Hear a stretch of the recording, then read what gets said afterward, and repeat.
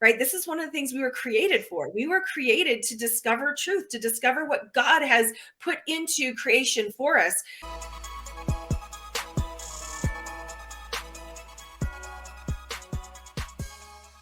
Welcome, guys, to the Engaged Truth Show. I'm your host, Caleb Harrelson, where we're going to talk about how Christianity is total truth for all of reality.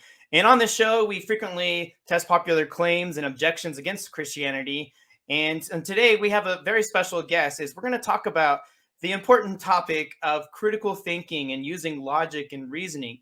You know, God's word says we should love him with our heart, soul, mind, and strength.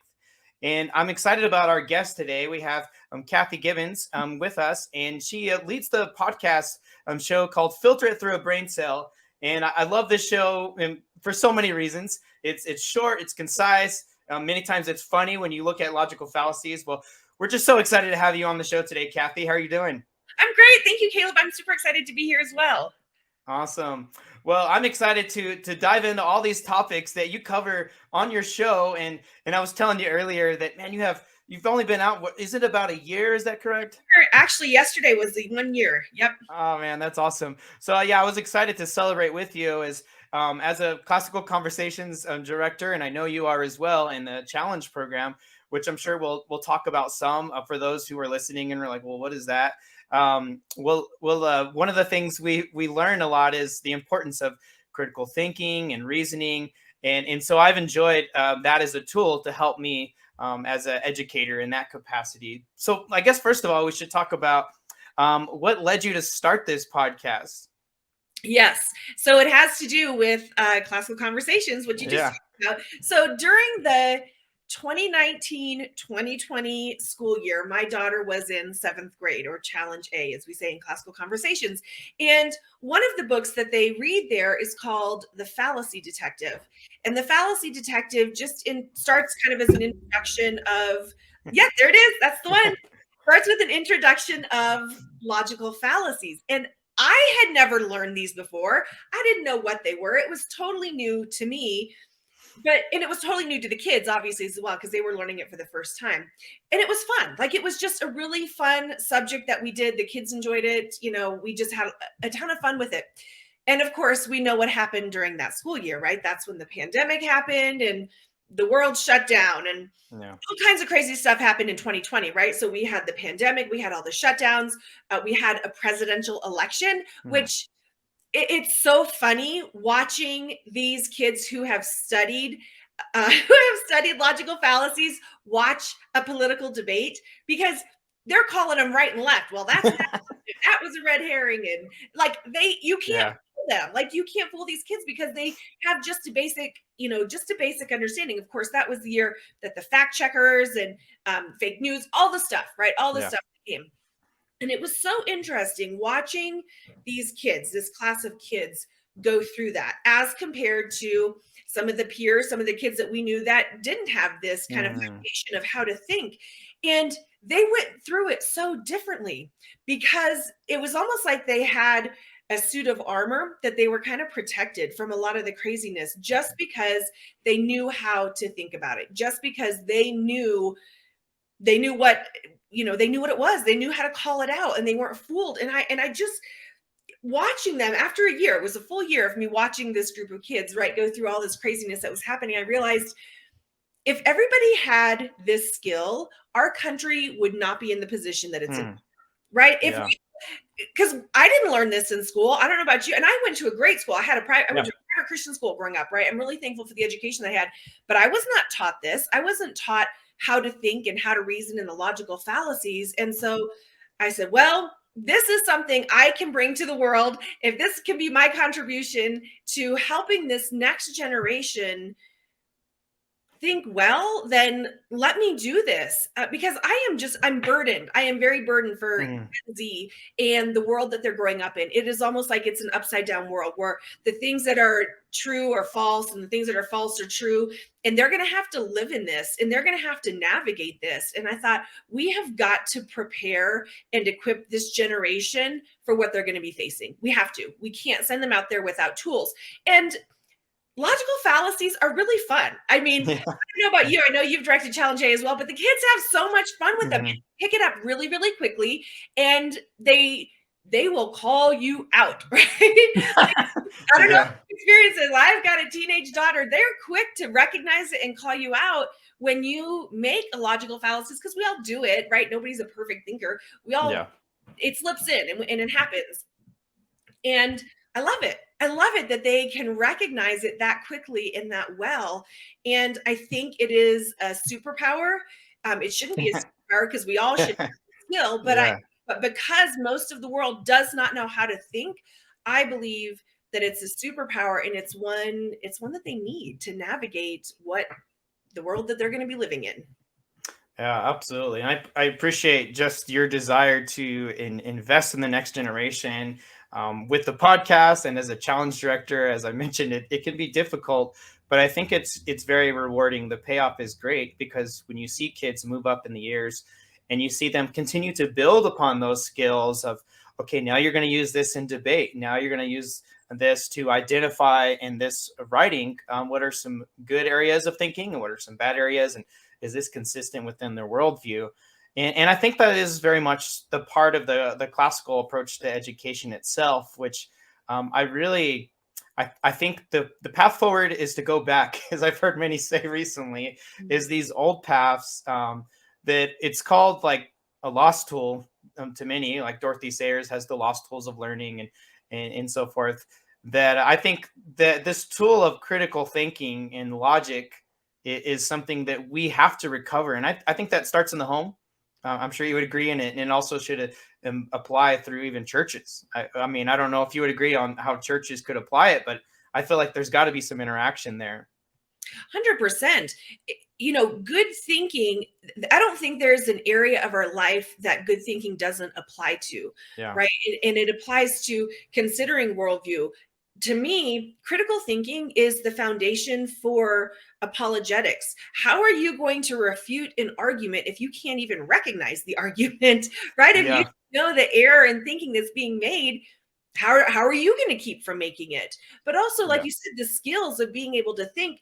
Most people are not able to think about something from both sides, from both perspectives. They get triggered, they get emotional, they get um, angry or upset, and so they're not able to do it. And if you can't think of something from both sides, you cannot think clearly about it. And I think that's what Mm, so much in society is society does not know how to think clearly about the issues that are in front of us, because I always talk about the two enemies to good thinking, and there yeah. might be more, but these are the two that I like to talk about. One is emotionalism. In our society right now, it's like our emotions are what's up on the pedestal, right? How you make me feel is the most important thing about you, and how I feel about your ideas is the most important thing about your ideas. And if your ideas don't make me feel good, then your ideas are wrong and they must be bad. And, Yeah. and so we're so led by this emotionalism that we're very easy to control. And that's the problem. That is the problem with propaganda. It's meant to get us emotional. It's meant to get us um, angry and thinking some kind of way, or offended, right? The whole, I think it's a pandemic of offense that we have in our country today. But again, when you get emotional, studies show that physiologically, the more emotional we are, the dumber we get, meaning the less able we are to think about things. That's just the way our brain chemistry works. It's quite fascinating. And the other enemy to good thinking is relativism. We are Mm, living in our culture today, it's all about relativism. Well, my truth is my truth. It could be true for you, but it's not true for me. It can be true for me if it's not true for you. And there is no absolute truth, and just all this stuff, right? Anything goes. Those two things will absolutely prevent somebody from being able to think well, and most people cannot, just from what, just observe any one day on social media and be able yeah. to see prime examples of all of that. Oh, absolutely. And I appreciate and just what you're saying about enemies of good thinking, because we don't always think about thinking and what's hindering a good conversation or a thoughtful processing of the evidence and weighing that. And I think that's why this tool of good training and reasoning and in debate should foster that. And we've seen in odd ways almost a drift in some pockets of Christianity of of trying to go away from that to try to just emphasize experientialism, or don't worry so much about the reasons, just believe kind of thing. And it's all about the experience we create in church and so forth. But it's interesting. Sometimes I have people come to me and say, hey, I realized I needed to start training my kid in a biblical worldview early. There's a lot of ideas out there that challenge our worldview. And they go, what book should I read and what curriculum? And I think that's a fair question. However, I actually have started saying, I think you should teach them critical thinking first. And I said, go through the fallacy detective, and then maybe work up to tactics with Greg Kunkle. But the fallacy detective, I would do that before you even cover all the evidences of why the gospels are true. If you can identify how to think clearly, then most of your problems in apologetics and discussion are going to be just smoothed out naturally. Yes, I'm with you. I think it is foundational. I think it's foundational. Can you learn apologetics without good thinking? Yes, but this is going to make it so much easier because you'll be able to point it out and name it, and when you'll already have the skill of thinking, well, you just need to learn the content then at that point. I'm totally with you on that. Absolutely. And so I think we come into this idea of, why does this seem so rare? Or, and of course we joke as if it's a superpower, because in a way it's, you have the skills that anyone I think can have access to. I tell my students in challenge, if any of them start to like be down on themselves, like, oh, this is hard, and maybe this is only for certain people, I'm like, no, you guys can all learn these tools. Believe me, I've seen others struggle and then persevere, and then they get excited when they go, oh, I recognize that. And it's because I think there's a difference between one that's equipping and empowering others to critically engage, and another perspective that is primarily about just repeating facts. And I think you covered that on one of your early episodes on why don't we teach critical thinking, or even require it. It may be an elective in some schools, but it's not really the bit large emphasis. Why is there such a shift, do you think? Yes. Okay. This is such an interest. I don't know. I think the story is so interesting because Yeah. it used to be like, this used to be part of what was considered to be a good education. So I'll tell you about how the shift started, because once I was surprised when I learned this story. I didn't know this either until just recently. So it all goes back to Prussia. So Prussia was a little country kind of where Germany is at right now. And the Prussian army, or the Prussian economy, was built off of their army. They were really good. The Prussian army was good. And so they would rent out, for lack of a better word, their army to other countries who were having battles and at war. And that was one of the main drivers of their economy. And all that was well and great, right? Until they lost a devastating battle to Napoleon in 1806. And the king of Prussia was like, well, oh no, this is not good. This is not good for business, right? What if word gets out, which it will, that the Prussian army is not good anymore and won't necessarily win a battle, that hurts our economy. And there it goes. So he had all his wise guys, his wise men, or whatever they were called, his advisors said, okay, figure out what happened, right? And so they went and they talked to the soldiers and they kind of analyzed it, and they discovered that what had happened was the soldiers were choosing which orders they were going to follow. They were picking and choosing which generals and which leaders they were going to listen to and obey. And in the military, that doesn't work. My husband used to be in the army, and they had a saying called salute and execute, which means when you're given an order, you follow the order. You don't think about it. You don't decide. It's not an option, right? You're not being given suggestions or good ideas. It is an order that you're meant to follow. So for an army to do well, they have to have this salute and execute thing. And so they said, okay, well, so that got a bunch of his people together again and said, okay, so what can we do that will guarantee that by the time the men become old enough to join the army, that they will salute and execute, that we are guaranteed that they're not going to think for themselves, because that was the problem. They were thinking for themselves and they were making their own decisions. And so guess what they created? They created the conveyor style type of education, where the kids get on the conveyor belt at 4 or 5 years old, and they go through all the different grades and the different classes, and everything about the school was designed to make it so that they're not thinking for themselves, that they just, okay, the bell rings, we get up and we do that. Another bell rings, we get up and we do that, right? All these things, everything that was built into the system was specifically created so that the end product, the student that gets kicked out at whatever age they graduated from, would obey orders. And it worked, right? And it worked well, not just for the Army, but it worked for factory workers, any kind of worker that somebody just needed to just do what they were told. It worked very well for. Well, other countries around the world took note of this and said, hark, they're onto something here. We want good soldiers. And so they went to Prussia and they studied their system. And in our country, Horace Mann is the person who went over and studied what they did, brought it back, and they first tried it at a school in Massachusetts. And the parents showed up at the school with guns because they did not want it. They said, no, we want this style of education. And of course, we know how that went, though. And so that is how we got our modern, public education system. And I say public education, but pretty much every school is modeled after that. I went to a private Christian school. It was the same thing. It was the exact same thing. We just had the subject of, Bible in there. But otherwise it was the same type of education where we were taught what to think, not necessarily how to think. And like you said, there are some schools out there who still teach it, but they're very few and far between. And it is not part of the majority of the public's education. And so for me, it's like, well, I don't know about you, but I didn't have home ec when I was in school because that was like an elective. And oh no, all the smart kids don't take home ec. They take advanced calculus, right? Yeah. And all this stuff, which ask me how many times I've ever used advanced calculus in my life, but I use home ec stuff every single day because I'm a wife and a mom. So whatever. But the bottom line is just because I didn't get home ec in high school doesn't mean I don't need those skills. I still needed those skills. I had to learn them somewhere. And so I believe that wisdom says we should learn how to think. We should learn these skills. Just because we didn't get them in school doesn't mean we don't need them. We still need these skills of really good thinking.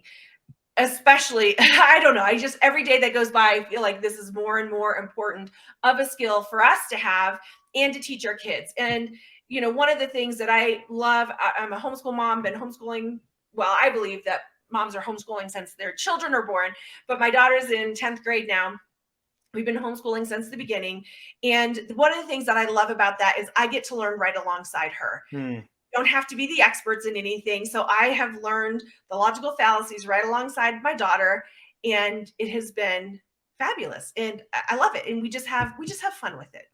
So anyways, that's the history. That's why we don't go to school. Yeah, that's so fascinating. And like you said, I think you may have different people watching or listening may think of, well, maybe they didn't have the approach that emphasized logic, but they perhaps had a teacher that encouraged that through some discussions. And I can think of a few where what I think of in the moment, I'm like, why did I enjoy them so much? Well, I think they knew their stuff, but also they really encouraged critical thinking and not merely just hey, let's get everyone stirred up and fighting. Sometimes you have certain classroom situations of fighting over things, but then you have some people go, yeah, I never want to do debate because I saw how that turned out. Everyone just started calling names, which is ad hominem towards the man. And then when you have a Christian who gets in conversation with an unbeliever and they say, well, you're bigoted, you're intolerant, you're just trying to control people, you're anti-science. And you're like, okay, hold on. What? And then if you don't know how have the tools of, okay, how do I navigate this now? And what's the core issue? I think it's intimidating. But I think those teachers were exciting or engaging, the ones that tried to manage it and kind of, in a way, modeled like a Socratic dialogue, searching for the deeper meaning, which is something a classical approach tries to do and really has God as the center and connecting all subjects. And I think that's why you see things like Dorothy Sayers says, and I'm going to share this because I thought it was helpful for what we're covering today, is in her Lost Tools of Learning. If anyone gets a chance, I'll link it in the episode description for people to either read or listen to a reading of this presentation, where Dorothy Sayers, and she was around the same time as C.S. Lewis, wrote a lot of plays and a lot of essays from from a creative perspective, the Christian worldview and so forth. And she also promoted classical education. And she says the key exercise will be formal logic in the classical model. She said, it is here that our curriculum shows its first sharp divergence from modern standards. The disrepute into which formal logic has fallen is entirely unjustified, and its neglect is the root cause of nearly all those disquieting symptoms which we have noted in the modern intellectual constitution. Logic has been discredited partly because we have fallen into a habit of supposing that we are conditioned almost entirely by the intuitive and the unconscious. And I don't know if you had any comments about that quote by Dorothy. No, I think it's interesting, Yeah. and just how it is interesting how I think the word that she used was disrepute. It's fallen into disrepute, almost like it's a bad thing, a negative thing. And it's not, it's an essential thing.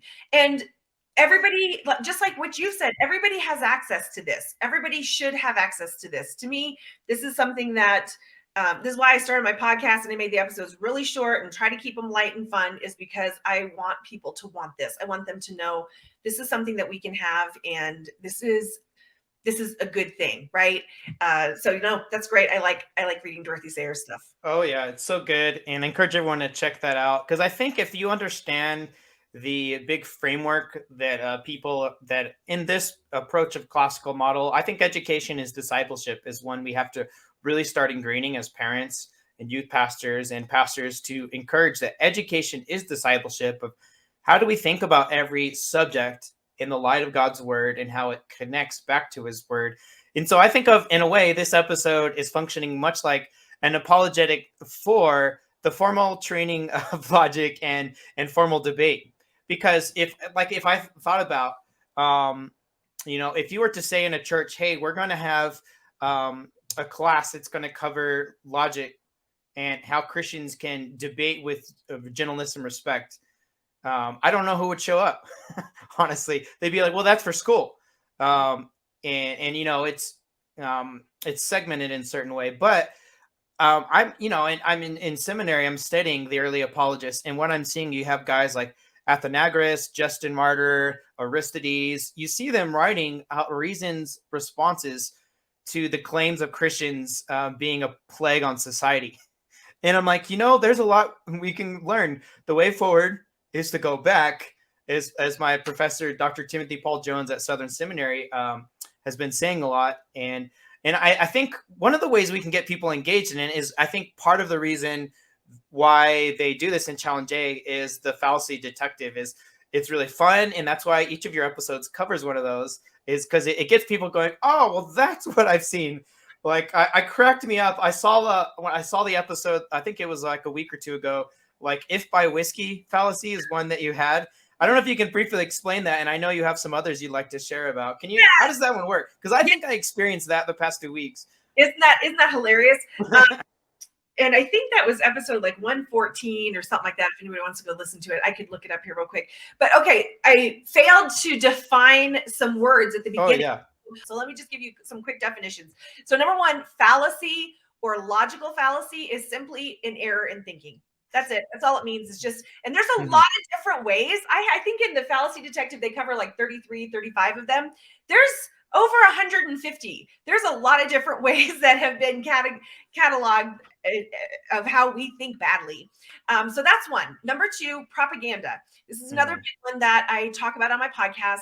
And propaganda are just different techniques or different tactics that are used to manipulate people mentally and emotionally. And this is a very real thing, and it happens to us on the daily. And then lastly is cognitive bias, mental bias, or sometimes you just hear it as bias. And all that is that is a limitation in somebody's ability to think objectively. And here's the thing about biases. Everybody has them, right? Everybody wants an unbiased opinion. There's not really such a thing as an unbiased opinion, because everybody sees the world through certain lenses. Like for me, I'm a Christian, I'm a wife, I'm a mom, I'm a woman, I am a homeschooler, right? These are all things. It's almost like glasses that we put on that view how we see the world. I can't help but see the world as a woman. Like It just is what it is, right? I can't help but see the world as a mom. And these are biases that we all have. It's not necessarily a bad thing. It is good for us to look at our biases and to analyze that. And I'm going to get into that on season 2 on my podcast. But we just need to know that we have them and be aware of them so that we can say, okay, well, is that my bias? And is that right? Just because I have that bias doesn't necessarily make it true, but most people have it. Okay, so I wanted to just start with that. Okay, so you asked about the if by whiskey fallacy. This one was so fun to read. So back in the during Prohibition, there was this guy's name was Noah Soggy Sweat Jr. Yeah, that was his name. Soggy was his nickname, and I thought that is terrible to call him Sweat. I don't know about that. He was a legislator from Mississippi, and he made this speech about prohibition.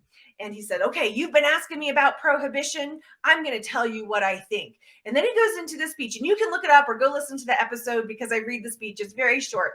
He says, I'm going to tell you exactly what I think about prohibition. And then he goes into, if by whiskey, if you mean that terrible drink that causes men to leave their families and leads to destruction and blah, like all this negative stuff, then I am against it.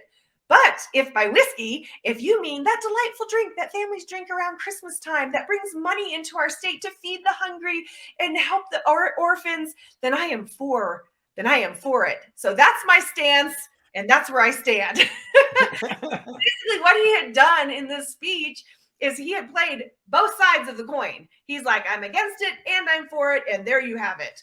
And it infamously became a fallacy from a very funny way. So this typically happens a lot in politics, where you see politicians kind of pandering to both sides so that they can get the vote. So if it comes to talking about energy, if the group that they're talking to likes green energy, then they'll go and they'll talk about solar and wind.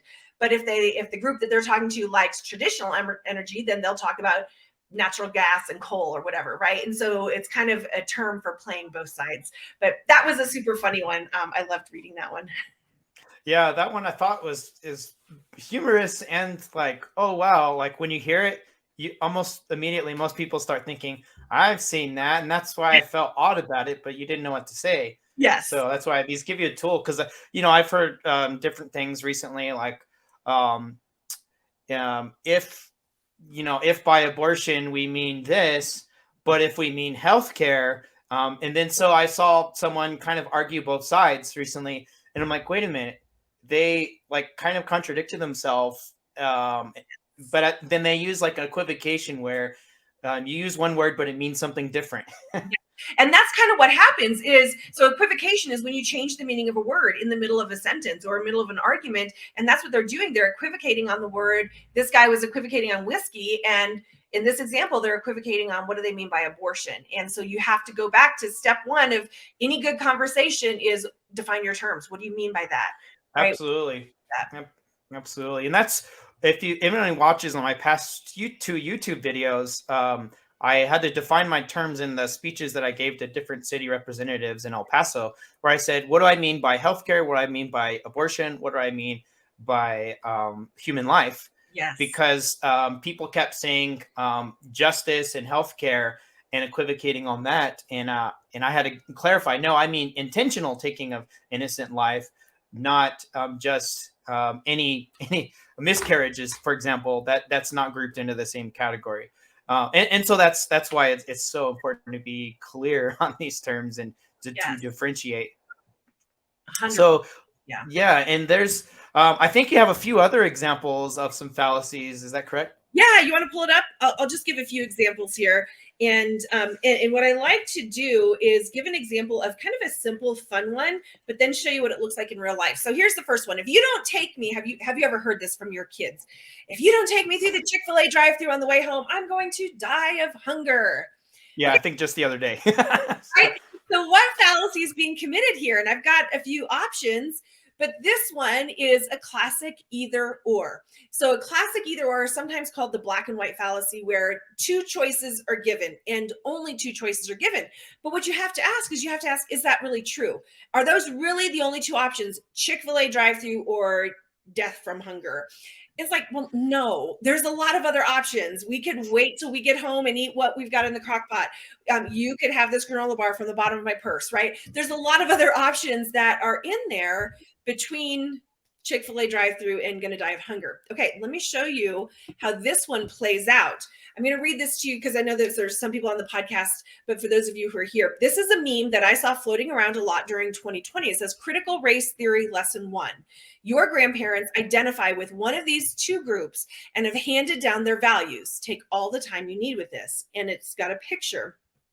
And I don't know the original source of this picture, but it appears that there are some kids sitting at what looks like a diner counter, one of whom is Black, and there's a bunch of people standing behind them, pouring drinks on their head, and it looks like they're just harassing them.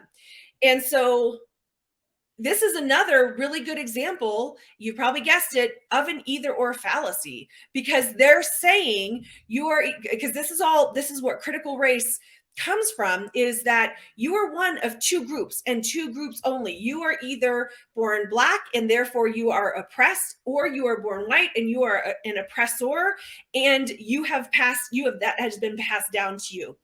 Now, you have to ask, is that really true? Are those the only two groups of people that we have? Well, no, there's a ton of other options. Were there people in both of those categories? Yes. But were there a whole lot of other people as well? Yes. There were a lot of other people some people were just working on their farm and not really paying much attention to what's going on. There were people who were advocating for civil rights. There's a whole group of other people in between there. And so what happens, though, the reason that these either or fallacies are done is because they are very polarizing. They're meant to get you emotional of, oh no, I don't want to be that person, so I better get on this bus. I better get on board with this idea or with this thought, because they're inducing an emotion. They're inducing an emotion of guilt or of anger or of they're creating a divide. And this is something that's done on purpose. Let me give you maybe one more example here. Okay, we talked about equivocation. Here's a super cute example of equivocation. Calvin and Hobbes. A bushel is a unit of weight equal to 4 pecks. What's a peck? A quick smooch. I don't understand math at all. Okay, so that's equivocation. They're changing the meaning of the word peck in the middle of the sentence, right? It means both a measure of weight and it means a little kiss. So that one is easy. But here's another one. How about the word racism or racist over the past couple years? When I was growing up, and traditionally racism, what we were taught is to be racist is if you treat somebody differently or treat them in a special or worse way because of the color of their skin, you're racist. Well, now it's totally flipped. They have totally equivocated the word racism. And now if you don't treat somebody differently, or if you don't treat them specially based on the color of their skin, you're being racist. And so how many arguments have we seen with people online arguing with each other because they're using two different definitions of the word racist and racism? And I bet you our country would not even agree on a definition of racism right now if we were to poll a swath of just the American public. Okay, let me give you another one. This one, the first election that I was ever able to vote in was President Clinton. And I was going to Bible college in Wisconsin at the time. And the election happened, of course, and come January, February, people start complaining. Ever since Clinton got elected, the sun has not come out one time. The sun hasn't shone since Clinton got elected, right? They're all saying that essentially the reason, because Clinton got elected and he was such a terrible choice, therefore we've been punished with no sunshine. Okay, so do you want to take a guess which fallacy that one is? That's like post hoc. Post hoc, exactly. Post hoc is just a Latin word that means after this, right? After this, therefore this. So essentially what it's saying is that the reason the sun isn't shining and it's been cloudy for 3 months is because President Clinton was elected. Well, is that really true? Or could it be the fact that it was Wisconsin and we were less than an hour from Lake Michigan? We got lake effect weather all winter long, and every winter it's gray and cloudy. Like that's just how it is in Wisconsin in the winter, right? So they were creating this connection that wasn't there. Now, here's another one where that happened. USA women's soccer team crushed at Olympic opener after kneeling during the national anthem. The USA women's team, worn out from virtue signaling, loses to the Swedish team that came to play soccer. Okay, this is another example of a post hoc, because they're saying that because the women's team knelt for the national anthem, therefore that is why they lost. They deserved to lose. It was like a judgment and a punishment. Now, look, I'm no fan of kneeling during the national anthem, but that's not, is that really true? Is that really why they lost? We have to just think about the messaging that we're seeing, because if we want to operate in truth, we have to look for it everywhere, not just things we disagree with, but even with the things that we agree with. And I feel like this is where it comes up. We can end the slideshow now. But I feel like this is why it's so important especially when it comes to apologetics, because it can be so easy for us as Christians to argue something just because we believe it, right? Just because we think it's right, without necessarily thinking, well, is this a good argument? Is my argument even making sense? Is this even true? And if we're going to seek truth, we have to seek truth. And we have to look at, okay, well, maybe I'm just saying this, and maybe I'm kind of going, I believe the Bible's true because the Bible's true, right? The Bible's true because I believe it's true. Well, that's some circular reasoning right there. Is that really a good argument? No, it's not. So I need to dig a little deeper into this and into why I believe this. So anyways, it's a lot of fun. I have fun with the fallacies because I think they're funny when we see them, when we recognize them in ourselves. And I also think that they're very serious because they can have very serious consequences.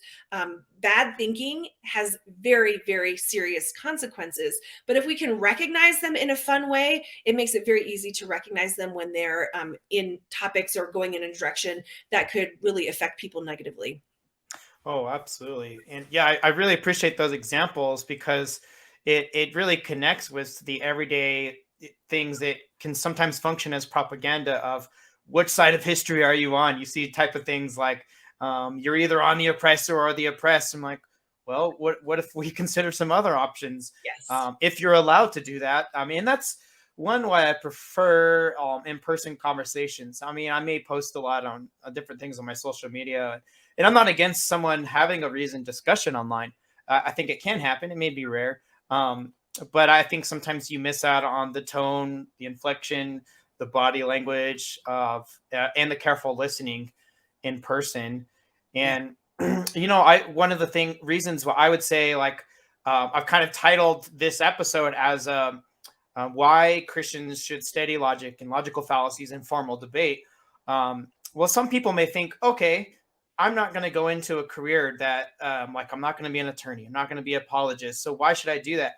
Well, I talked to another student who's in the challenge program on the, I think it's like 2, which is like sophomore level. And they said something about something called Teen Pact. I think you've gone to that with your daughter. And I haven't been. I'd love to go eventually. But she says, I learn about giving presentations and attentive listening. She said, I'm not going to go into that path, but I still find it valuable and useful for myself. And I was like, I really appreciate that attitude, because I think it's a similar attitude we have to think about, say, with formal debate and reasoning, is you may not use it in a certain capacity, but you'll always use it in a capacity and everywhere in all of your life. And I think, when I think about formal debate, I really started thinking about it more after I first spoke about 2 weeks ago to some city commissioners about a resolution to stand with Planned Parenthood. And I thought, we have a limited time to speak and to try to make our case, and you have limited time in team policy debate and then Lincoln Douglas. And I thought, this, to me, preparing for this and seeing students prepare for formal debates, I think it serves as a form of sanctification, growing more into Christ-likeness, because we learn to be careful thinkers. We learn to consider what other people think and why they think a certain way. When you actually develop in team policy and Lincoln Douglas, my understanding is that, and I haven't gotten to Lincoln Douglas with other students, but I've witnessed it before, is that they have to make a affirmative and a negative case, which teaches them to weigh evidence and to really sift through that. And I think that's a skill that, as you said, like, we shouldn't just make an argument just because we already understand or we believe the biblical worldview and we disagree with something, we shouldn't use bad logic to support that. And I think that leads to, as Dorothy Sayers is saying, like these type of skills. She said the practical utility of formal logic today lies not so much in the establishment of positive conclusions as in the prompt detection and exposure of invalid inference. And I think it's that detective skill, being a detective, and I love how you point out in your show that we can talk about it in a light manner, but ideas do have serious consequences.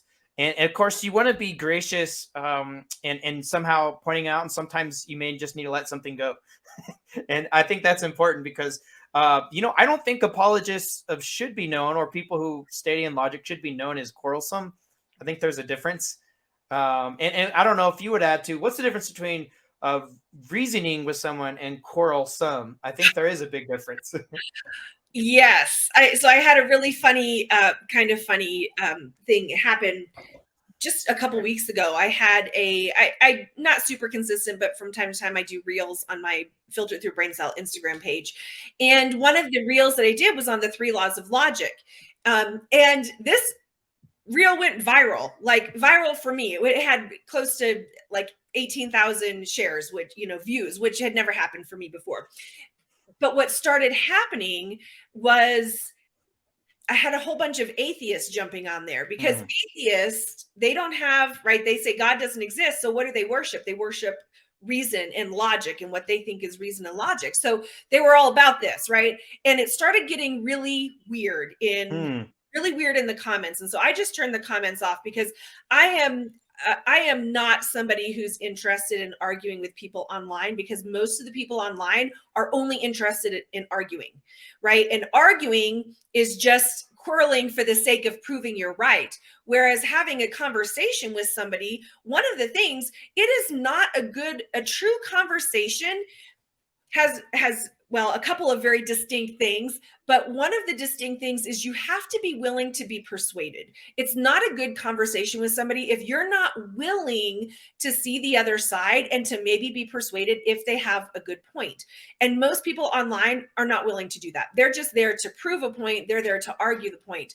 The other thing about a good conversation is when you reach a point of disagreement, what do you do with that, right? Most people, they get there and they get angry and they get mad and they just kind of stay there.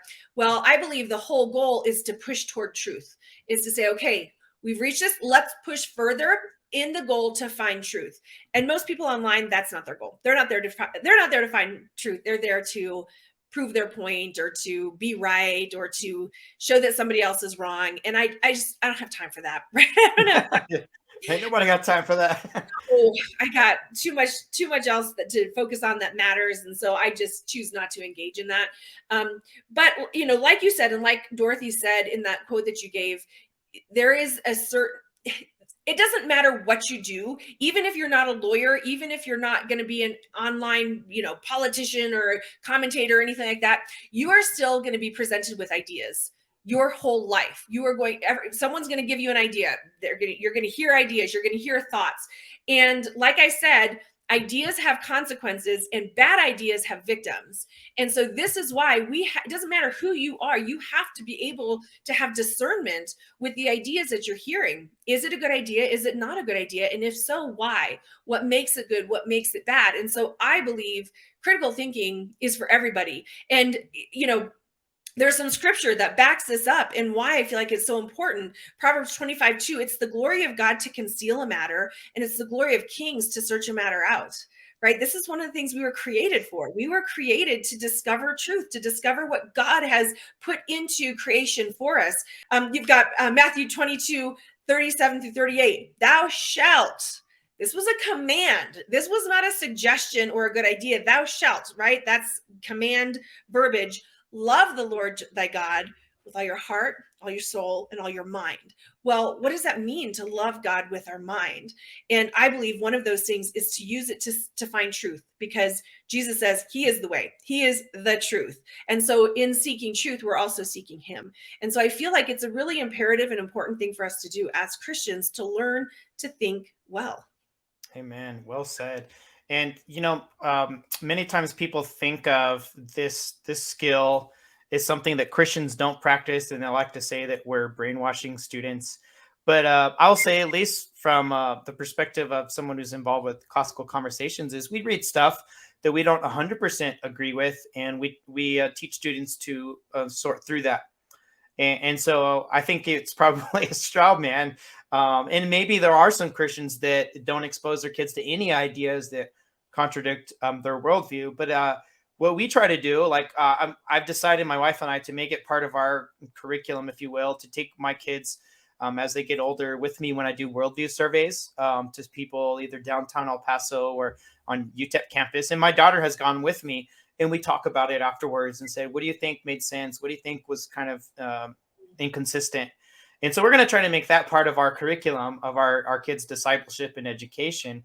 And I'll kind of, in closing, kind of put in a plug for something that we're starting new in our ministry. As many of you know, we're transitioning to be a nonprofit and hopefully bring on a team of people and develop students that we can have a gap year and other things. But one of the key things we're trying to develop is a classical Christian apologetics summer camp. And we're going to have the opportunity where we'll have Socratic dialogue with students, which is really another way of saying how Jesus taught in many ways, asking questions and getting them to think carefully. But we'll teach them the catechism of how we know the Gospels are true, like apologetic catechisms. How do we know?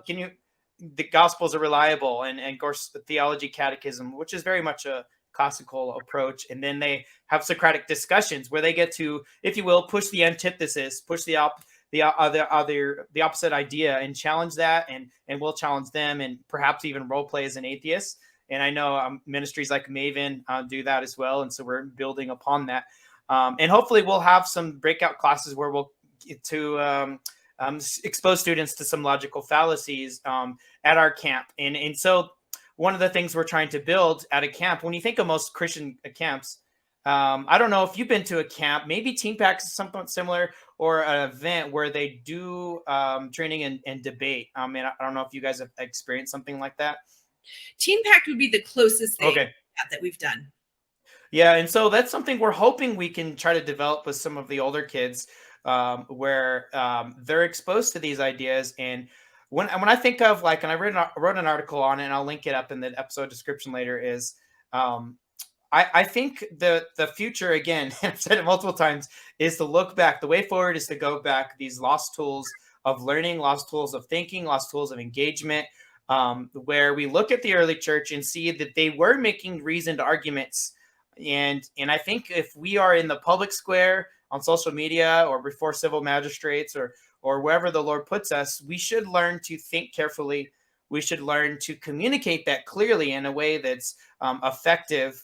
And I think that's a beautiful thing when we see that, and to the glory of God ultimately. And so that's why, of course, we want to encourage others to check out Kathy's show more. And I hope more people listening today that listen to my show will watch your show, give it a 5-star rating. I think it's worthy of it, and share that with others. And I'm just so grateful for you coming on today, Kathy.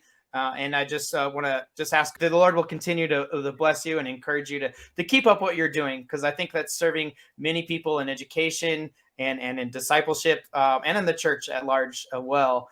And I believe the Lord will continue to bless you as you disciple your family, and indirectly disciple others online in a way, or encourage and give people these tools. So, oh, I appreciate that. Thank you, Caleb. I definitely do appreciate that. And same to you.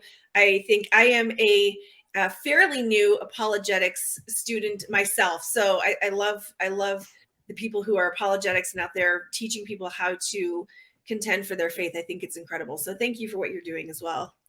Awesome. Well, it's exciting to work together all across the world. And I know I think you're in a city that has the same name as my city, El Paso, right?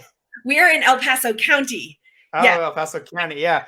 And so I thought she lived in closing. I'll make fun of myself, I guess. I thought she lived in the same city, and I was like, oh, you're in El Paso.